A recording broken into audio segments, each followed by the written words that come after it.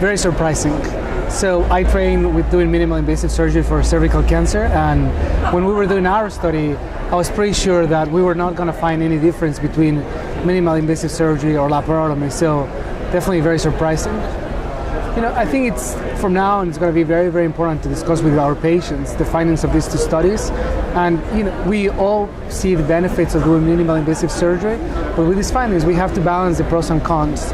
And if the patient is willing to go through the risks of maybe having a higher risk of death from cervical cancer from the benefits of having minimal invasive surgery, that would be okay, as long as patients understand these results. Even though that we would like to individualize these results, I don't think at this point we're going to be able to do it. Again, it's going to be a discussion with patients to decide what they want to do, but neither our study or the randomized controlled trial was designed to answer whether we can do it in specific subgroups of patients. Yeah. If you have a patient who's morbidly obese, who's going to benefit from a minimal invasive approach, maybe that patient would be okay to offer that minimal invasive surgery, as long as, again, you discuss the results. But again, we don't have that specific group that might benefit more from minimal invasive surgery, unfortunately, from these studies. Yeah. What is important in our study is that 80% of the patients in the National Cancer Database were actually done with robotic-assisted laparoscopy. So I think that's what our study complements the randomized controlled trial. So that's important. I think one of the discussants mentioned that throughout the time series, that the rates of robotic-assisted laparoscopy have trending up in the United States. And also, obviously, that's something very important to take into account.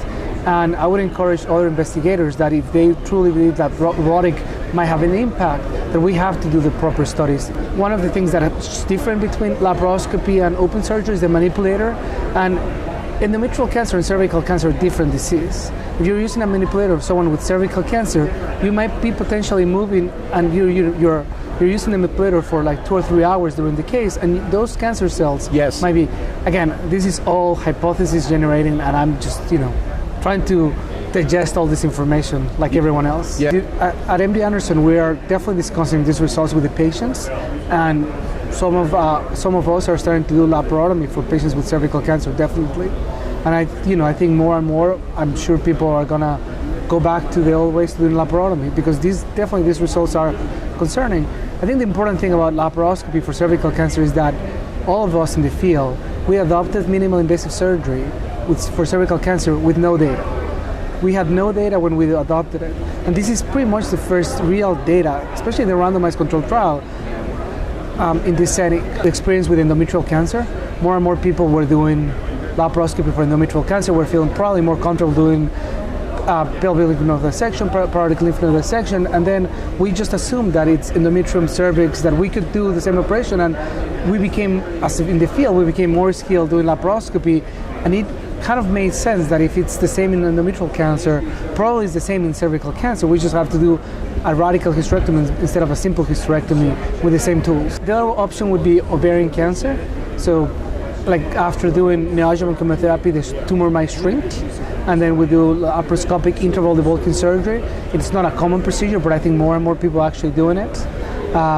There's very little data about laparoscopic surgical staging for ovarian cancer.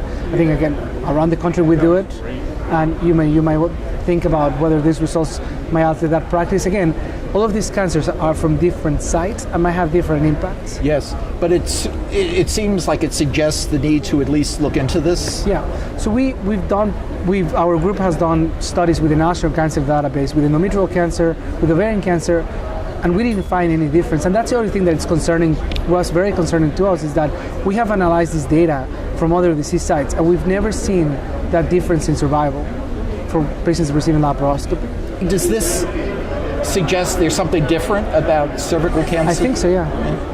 That's what we think.